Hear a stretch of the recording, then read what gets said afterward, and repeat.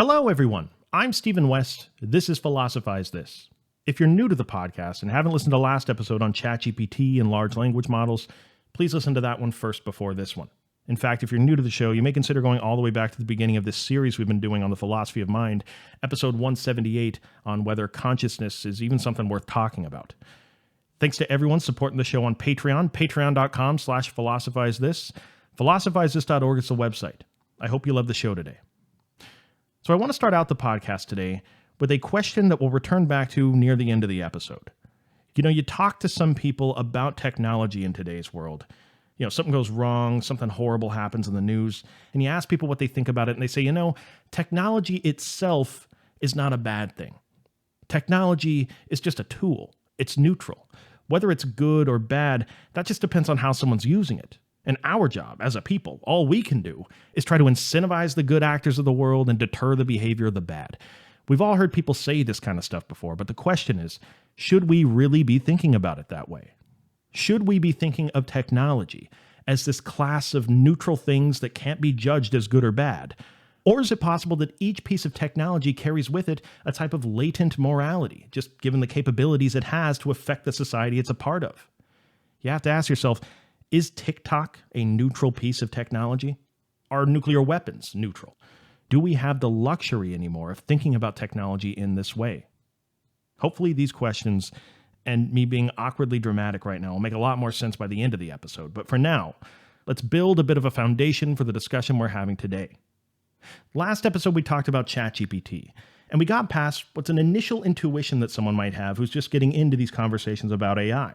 That when Chachi BT talks to me, and it sounds like it's an intelligent person, that it must, in its processing unit, be doing the same kind of things that intelligent people are doing in their brains when they have a conversation. Now, clearly that's not what Chachi BT is doing, but it should be said. The fact that it's not doing all of that, that doesn't make Chachi BT unintelligent. And it certainly doesn't make large language models not scary. There's a type of person that comes to the defense of Chachi BT here. A really, really smart person. They say, well, how do you know ChatGPT isn't doing exactly what we're doing? Do you know for sure? Maybe all we do as people is just probabilistically interject the... That's not the best argument if you want to defend ChatGPT. You know, to try to make a case for why it's actually doing what human beings are doing. No, the better argument is to say what makes ChatGPT scary is that it doesn't have to be doing what a human being is doing, because we're not actually aiming for reproducing a human intelligence at all, necessarily. Let me explain what I mean. 2 points we got to talk about, and then we'll bring them together here in a couple minutes. The first point is this. When John Searle last episode talks about syntax and semantics, and how the person inside the Chinese room can't possibly understand Chinese from just sitting there in a room manipulating symbols, someone could say back to that, and they'd be evoking the most common response back to the Chinese room argument called the systems response. They could say, yeah, you're right. The person in the room doesn't understand a word of Chinese. But neither does any single subsystem of my brain understand the language I'm using right now. The neurons that make up my brain don't understand language. The single parts of my brain don't. But the whole system does. Could it be that the leap from syntax to semantics actually goes on at the level of the entire system instead? That's the first point. Hold on to it for a minute. Here's the second point I want to make. If we're making the case that we're not actually aiming for creating a human intelligence anyway, well, then what sort of intelligence are we trying to create? Seems important to ask the question, what is intelligence more fundamentally? And what you quickly realize as you start trying to answer that question is that coming up with a rigid definition of intelligence is about as fruitful as it was for Socrates when he was harassing people back in ancient Athens. Nobody ever agrees fully on a definition in these conversations, but there are a couple important things to take from the people that have tried. One thing that certainly seems to be the case, very important, is that the definition of intelligence is clearly not just whatever human beings are doing. Meaning human intelligence is not the only kind of intelligence. Intelligence is something more broadly definable than that. Intelligence exists in animals. It exists in complex systems in nature. And it's not controversial to think that it may be able to exist in machines as well. So how do we broadly define intelligence if we were going to try? And again, a lot of people in these conversations that do their best to give a definition here. I hope people are satisfied enough with this one as a preliminary definition. I just want to be able to have a conversation today. Is it too far off to say that intelligence is the ability of something to understand, learn, solve problems, adapt to new situations, and then generate outputs that successfully achieve its objectives. Hopefully that's close enough to get started. Well, under that definition, then something like Chachi BT is already intelligent. The question just becomes a matter of degree. And when philosophers and scientists that are in the business of building machines that are progressively more intelligent, when they talk about this stuff, they typically divide intelligence into three broad categories: narrow intelligence, general intelligence, and superintelligence. Narrow intelligence is something like ChatGPT, or image recognition technology, or a chess computer. Look, a chess computer can outperform every human being on the planet. It can beat the best players at chess in the world if all it has to do is play chess against them. Which is to say, if its narrow intelligence is confined to a closed system with a set of rules like the game of chess, that's narrow intelligence. But creating a general intelligence like we have, one that's navigating the open world, setting goals, learning, adapting, that's something most computer scientists think is just entirely different. That it's a whole different level of intelligence, a whole different architecture of how the information's processed. And now to bring these 2 points together. A person coming to the defense of ChatGPT here might say that just because ChatGPT hasn't achieved that general intelligence yet, it doesn't mean it's not a major step in that direction. This person might say it doesn't take much to imagine this narrow intelligence of ChatGPT, that, by the way, is doing tons of stuff it wasn't even optimized to do. Imagine it linked together with 50 to 100 other narrow intelligences, each performing different functions, all of them communicating with each other within a larger system. Could it be that that is where general intelligence emerges? Consider the similarities here to the theories of consciousness we've already talked about, to Daniel Dennett's multiple drafts model in our Consciousness is an Illusion episode, where multiple parallel processes, all communicating with each other, create the illusion of our phenomenal consciousness. Point is, could it be that our mind and our system of general intelligence is made up of various subsystems, and that no one of these subsystems ever understands everything that the whole brain's doing, like the person in the Chinese room, but that in aggregate, is it possible these things could work together to produce something that's capable of navigating the open world in a general intelligence sort of way? No matter what side of this debate you're on, at this point, your answer to that question has to be that we just don't know. And on top of that, consider the fact that in order for general intelligence to be a thing, we don't even need one of these machines to have consciousness or a mind. All we need is general intelligence. So there's people out there who will say, oh, we got nothing to worry about with AI, because these things are still decades away from ever being able to do what a human mind is doing. And those people are probably right. But human intelligence is a straw target, people say in these conversations. That's not even what the people working in this area are aiming for anyway. Where the money is, the quadrillions of dollars it's estimated, and where the scientific prestige and political power is in this field, is not in cracking human intelligence, but in solving general intelligence, which, just to say it another way, we're not trying to create a person here. Get that idea out of your head. We're trying to create an entirely different species. And that's what makes artificial intelligence in its current form a pretty scary thing. The people at the top of these conversations about the risk of AGI, these are not people who typically are screaming from the rooftops. The robots are coming, man. Come on down into my basement with me. I got canned peaches. We can live here forever. No, these people are usually very reasonable. What they're saying is that given the impoverished state of our understanding of how the mind or intelligence even operates, we don't know. We wouldn't know how close or far away we are from a general intelligence. Our predictions certainly aren't a very good sign because we keep on being wrong. And unfortunately, it's not good enough on this one to just wait it out and see what happens. Because on this one, the person on the AI risk side of things would say that if we don't have these conversations now and understand the unprecedented stakes of the situation we're in, we may not have a world to be able to fix this situation in as we go. There's a lot of philosophers out there that have tried to paint a picture for people as to what it would look like to live in a world with superintelligence. And if you're somebody skeptical of this whole possibility, bear with me for a moment. As we do on this show, we'll talk about the counterpoints, but I just think it's important to visualize what this world might feel like to someone who's living in it. I think it helps to make this whole discussion a little more real for people. But one philosopher who's focused on painting this picture in recent years, an absolutely brilliant communicator among all the other things, is Sam Harris. Now, Sam sets up this thought experiment by asking people to accept what he thinks are two very simple premises. The first premise is that substrate independence is a reality, meaning that there's nothing magical about the meat computer of the brain that allows for this general intelligence. that a general intelligence could be run on something like silicone, mirroring a neural network. That's the first premise. The second premise is simply that we just keep making incremental progress. As he says, it doesn't have to be Moore's law. It just has to be consistent progress in the direction of a general intelligence. And eventually, he says, we will be at human levels of intelligence, and by necessity, far greater levels of intelligence, superintelligence eventually. It's easy to picture all the good things about having a superintelligence on your side. Picture a world without disease, inequality, even death. It all sounds so wonderful. It's also easy to picture all these super intelligent ways it would be coming for your canned peaches if it wanted to. So maybe the more interesting thing to do, what Sam Harris asks people to do, is just to imagine yourself in that initial place of ambiguity. Try to imagine yourself standing in the presence of one of these super intelligent beings. Try to picture it in your head right now. What do you picture? What does it look like? How do you feel?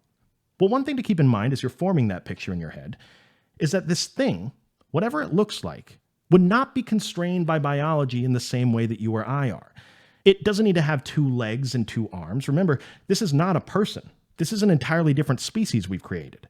This thing could look like a fire hydrant. It could look like a floating orb if it wanted to. It doesn't even necessarily have to take a physical form. But let's say that it did for a second. And let's say that it had eyes that are expressive of how it's feeling in the same way that a mammal's eyes are expressive. How do you think this thing would look at you? How does something look at a creature that's thousands of times less intelligent than it is? How does a general intelligence without biological restrictions, with cognitive horizons your brain can't actually even begin to comprehend, how does that thing look at you? Well, it wouldn't look at you like a lion would look at you, like a predator that wants to eat you. This thing doesn't want to eat you. It wouldn't be like looking into the eyes of a bear. You know, when a bear looks at you, at least black bears up here in the Northwest, they don't usually look at you like they want to eat you. A bear looks at you with eyes that are kind of curious, like they got nothing to worry about in the entire world, and they're just kind of looking through you. You're like a Netflix show they're mildly interested in right now. That's how they look at you. But when it comes to a superintelligence, it seemingly wouldn't even look at you like that. Give it enough time to study you, it would already know almost everything about you. Maybe the closest comparison is that a superintelligence might look at you the same way we look at something like a honeybee living in a hive. Quick question for you about honeybees. Do you think honeybees worry about racism that's going on in the public school system? I mean, why not? Why not? It's an incredibly important moral issue that's facing us right now. Are honeybees just uncaring or something? No, obviously, a bee doesn't have the cognitive capacity to care about stuff like that. What it cares about is what's going on in the world of its hive. And while these moral dimensions clearly exist at other levels of intelligence for other types of intelligent creatures, there is no amount of explanation that is going to bring a honeybee up to speed on why this is an important issue that needs to be addressed. Point is, we have to assume that the moral dimensions of a superintelligence would be similar in comparison to our level of intelligence. We have to assume this thing would be progressively learning about its surroundings, progressively adapting, coming up with new goals, and that these goals could be of a scope that are literally impossible for our brains to fathom. Sam Harris compared it one time to the relationship between birds and human beings. How if you were a bird and you had the ability to think about your relationship to human beings, you are essentially living every day of your life just hoping that human beings don't find something that they like more than the existence of birds. And that to a bird, our behavior has to be pretty confusing. Sometimes we look at them, sometimes we don't. Sometimes we kill huge numbers of them for what to them must seem like absolutely no reason at all. Picture you are now living alongside a being that is like that to you, where you're looking at this thing and you really are like a cat that is watching TV. It all looks very familiar to you, but you can't possibly comprehend the full depth of what's going on. Now, the simple place for the brain to go here is to say, well, that's terrifying. What happens if this thing decides one day that it doesn't like us and just kills everyone? Maybe I'll be really nice to it. You know, I'm kind of charming when I want to be. Maybe if we're all really nice to this thing, it'll cure cancer for us and make us some new shows to watch. Why would this thing be mean to us if we never give it a reason to be mean?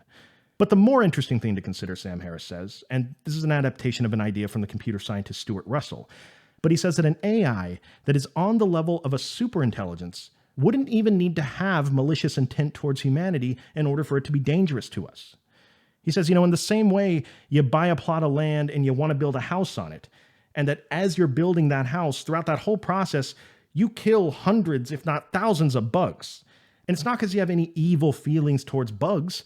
You just don't consider their existence because the goal you're trying to accomplish is of a scope and a level of importance where the bugs you're going to have to kill is not even something that crosses your mind.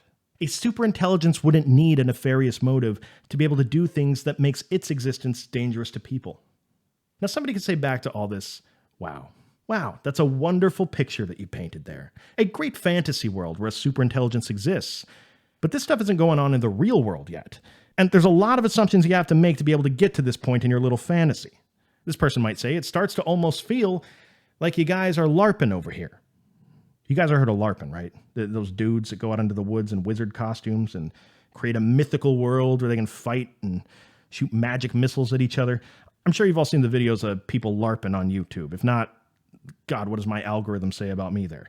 Point is that what's going on here? Are these AGI risk people just a bunch of people creating a fantasy world where they can argue with each other about this stuff, playing a bunch of different characters where anybody else that wants to play in their little game has to accept a whole ton of premises before they can participate? Are these people just LARPing in the woods? Well, let's test that criticism. And let's do it in the form of a dialogue, classic format in the history of philosophy. And as you do in a dialogue, let's hear from both sides of the argument. On one side, we have the AI risk person who's alarmed by the possibility of a general intelligence emerging. And on the other side, we have a skeptic who's not buying any of it. Let's start with them. The skeptic could say, for you to be scared about the possibility of an AGI in today's world, you have to be making a ton of assumptions about how this thing's going to behave. And most of those assumptions, from what I can see, come down to the fact that you're projecting your human way of thinking onto this thing that's not going to be thinking like a human being. That's your problem here. For example, just to name one of many, the survival instinct that we're all born with. How can anyone in their right mind assume we're going to turn this AGI on for the first time and that it's going to be thinking like a survival-oriented creature like we are? How can you worry about something like a preemptive strike against people because the AI is scared it's going to get turned off? Look, that sounds like science fiction. I mean, you have to remember this thing's essentially a circuit board. You give the thing a goal and it executes that goal. And if we don't program all the nasty survival instincts into it, it won't ever have them. But somebody on the AI risk side of things might say back, well, you're right that people often project their humanity onto these things way too much. But what you're saying about survival there is just not true. And we know it's not true because we've run the experiments to test it out. The concept's called instrumental convergence. The idea is simple. Whenever anything, even an artificial intelligence, is given some sort of primary goal that it has to carry out, there are always certain sub-goals, lower-level goals, that naturally are required to be able to carry out the primary goal. Survival almost always ends up being one of them, though there are a lot of goals that instrumentally converge, it turns out.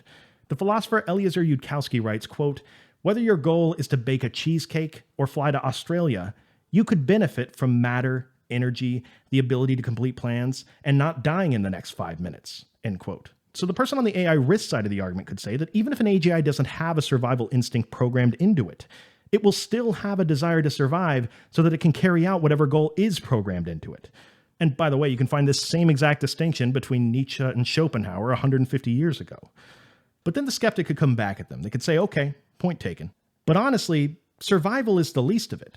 How about all the other things people start to assume about AI? That it's going to be hostile, that it's going to want to be in charge, that it's going to be thinking like a chimpanzee in terms of hierarchies like we do. Why are you assuming that? Look, just because your dad had toxic masculinity doesn't mean my robot's got to have it. Because look, this is what you guys on the AI risk side of stuff talk about all the time. Something having a higher level of intelligence does not necessarily mean that it's going to be hostile towards everything that's less intelligent.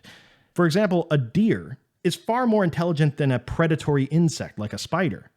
But when you're out camping in the woods, nobody ever worries about a deer coming and attacking you in the middle of the night while you're asleep. This person might say this is transparently just another example of us being scared of our own worst tendencies as people, manifesting in something else that's way stronger than us. But we can program this AI to not have those tendencies. And we have no reason to assume this thing wouldn't have a moral framework that's compassionate towards other living things, where it uses that superintelligence to come up with creative ways to accomplish its goals that don't mess with anything else. And I think somebody on the AGI risk side of things would say, okay, I guess you're right that we can't know whether we turn this thing on and it's just the nicest being we've ever come across. And we can't know for sure whether as this thing extends into its practically infinite cognitive horizons, if for thousands of years, it'll just always have our well-being as its number one priority. It's not that any of what you just said is impossible. It's just As Sam Harris says, a strange thing to be confident about.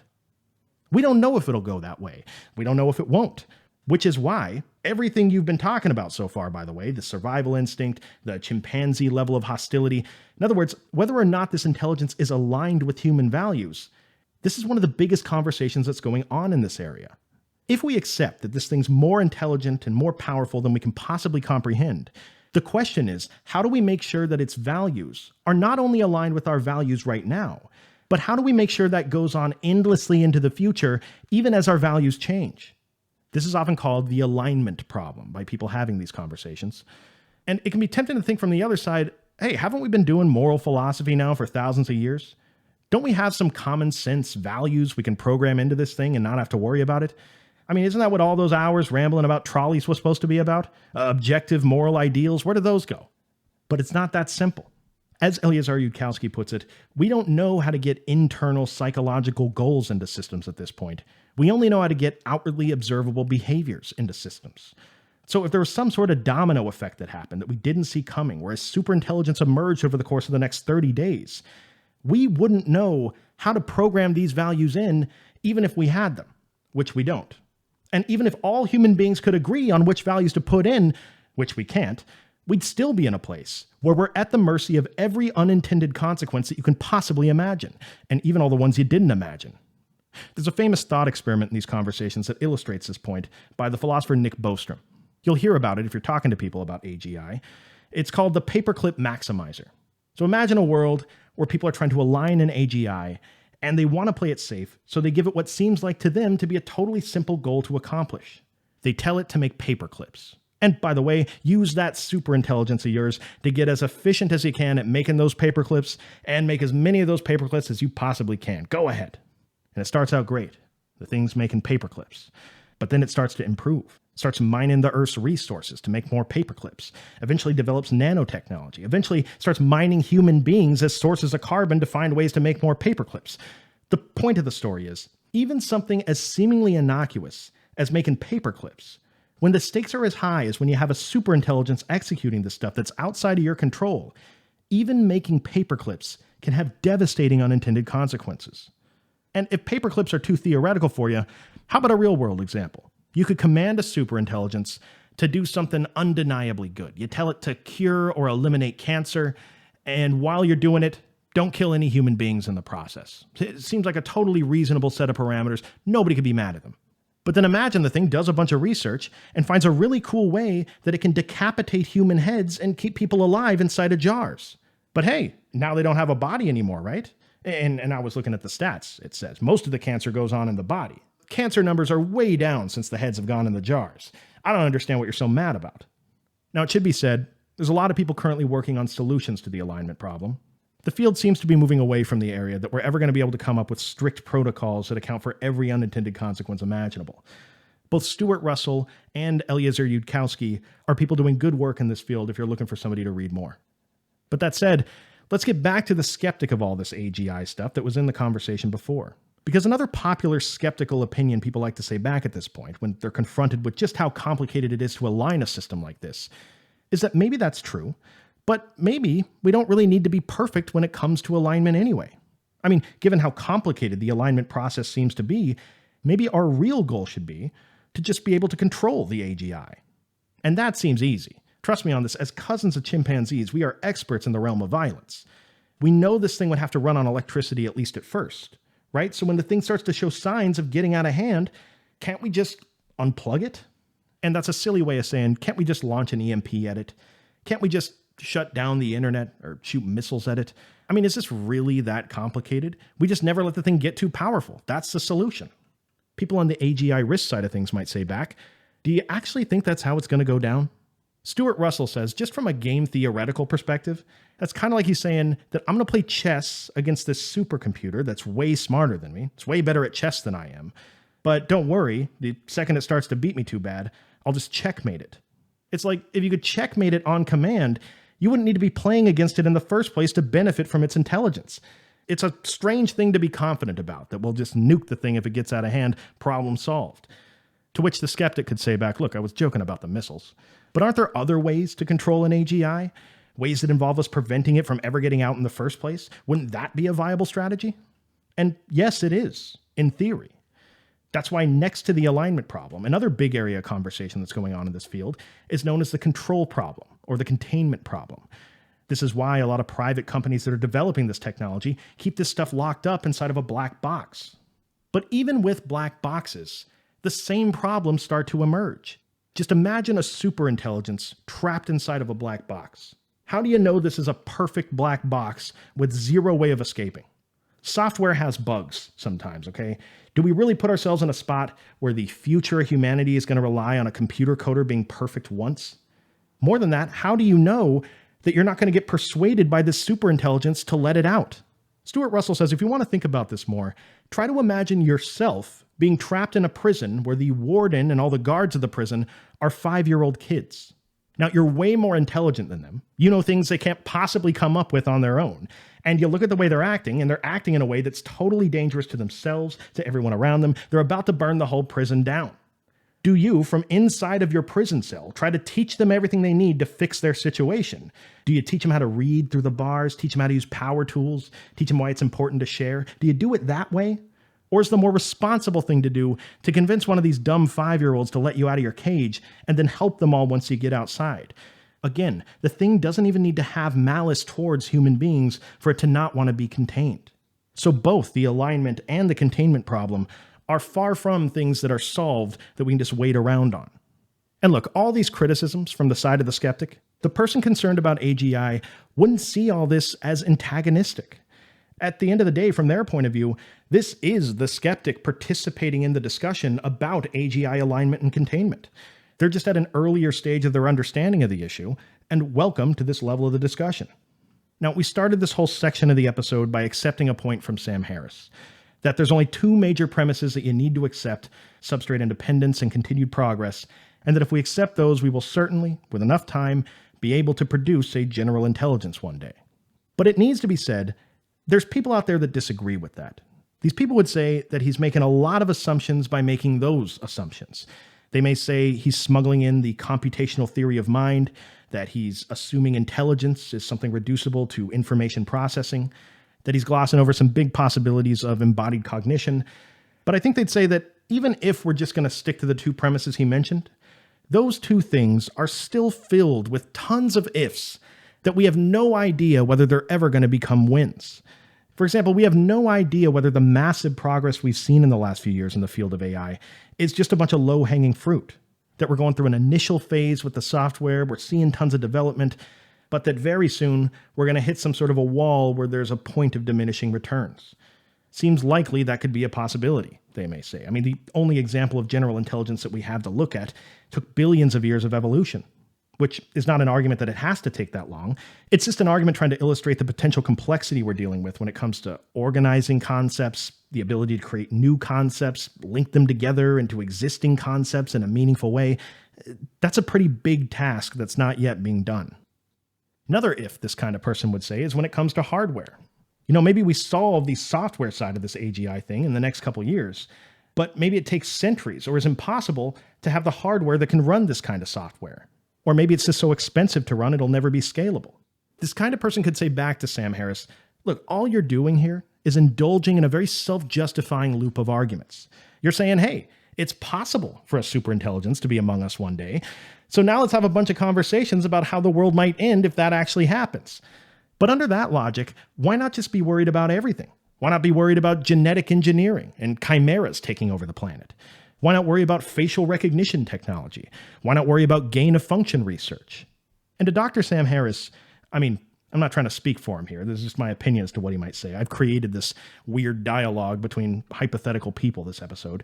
But I think he might say back to this person, yeah, we should be worried about all those things he just mentioned. And not worried like we're being doomsayers about this stuff, running around panicked. But of course, we should be concerned about our relationship to science and technology. Keep in mind, this is the same Sam Harris that back in 2015 is doing an interview, and at the time, it may have just seemed like a throwaway comment to many, but he's talking in this interview, and he's saying how when we're facing the upcoming election in the United States at the time, and we're trying to decide who we want at the helm of the ship in terms of candidates, that we have to consider the possibility of something drastic happening, Something like a superbug or a pandemic breaking out in the future that we're not prepared for that causes a global catastrophe. That's all the way back in 2015. This is clearly a man doing his work that is self-aware of this moment we're living through, where we have to re-examine our relationship to technology because there's never really been this much at stake when a new piece of technology comes out as in 2023. And this brings me back to the question we asked at the beginning of the episode. Is technology simply neutral? Is it just a tool that can be used for good or evil depending on the person, and that it's our job to incentivize the good actors and eliminate the bad? Or has technology become something that we no longer have the privilege to have a reactionary policy towards? Because that's typically how this works, right? A new technology is developed, usually in the business world, where the only gatekeeper between the public and a new piece of tech is some ambitious CEO that's driven by a profit motive. And then the widespread use of this new product is seen as a sort of experiment our society's running in real time. And then any negative effects that start to show up, the government's supposed to take a look at them and pass regulations that try to protect the public after the fact. Fantastic strategy when the stakes of technology are low. Back when we're making vacuum pumps in the 1600s. Back when someone's buying a blender or a TV set for their home. But how about with AGI? With nuclear technology, autonomous weapons, bioengineering? Technology is not a neutral thing. You know, Foucault says to always be more skeptical of the things that have power over you that claim to be neutral. People in science and technology studies have said for decades now that a new piece of technology always carries with it certain affordances. Meaning when something new comes out, there's always new things that it allows people to do that they couldn't do before, but it also takes away things that people used to be able to do. And to the skeptic in this episode, saying that it's silly to worry about the future possibility of AGI, that anybody worried about it is buying into a whole lot of ifs that haven't yet become wins. Someone on the AGI risk side of things might say that given the stakes of the technology that we're producing, we don't have the luxury of waiting for those ifs to become wins. We have to have these conversations about AGI now, because this is the new level of mindfulness we need to apply to new technologies before they're released to the public or used in an unregulated way where people get hurt. And look, even if all this stuff with AGI never happens, say we hit some sort of a wall in 10 years where AGI is impossible and this era's looked back on as a bunch of dumb, tech-obsessed monkeys LARPing in the woods, these conversations are still producing results when it comes to re-examining our relationship to tech. For example, think of the alignment problem and how that same line of conversation may have saved us from some of the perils we've experienced with social media over the years.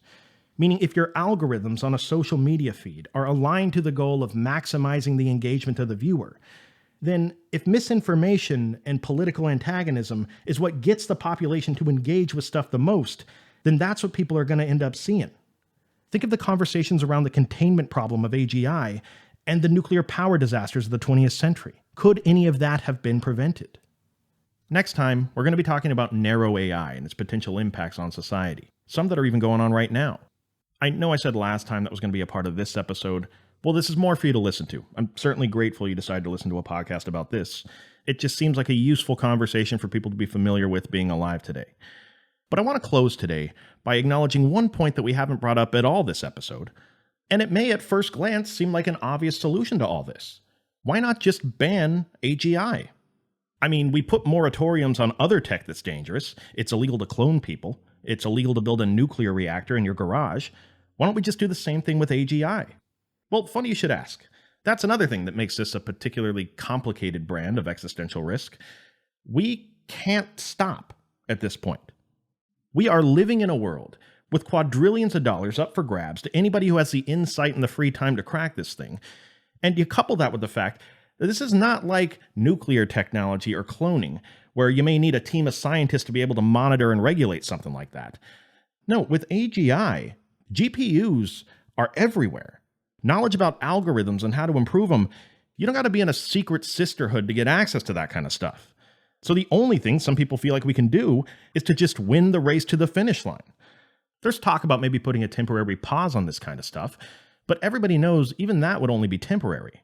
What seems certain here is that this is nothing like Chernobyl or 3 Mile Island, where everyone's gung-ho about nuclear technology for a while until there's a couple major accidents and then governments around the world start to pump the brakes in the typical reactionary policy sort of way. And if you're someone out there just frothing at the mouth to win this technological arms race, cheerleading the tech barons of the world all the way to the finish line. That's fine.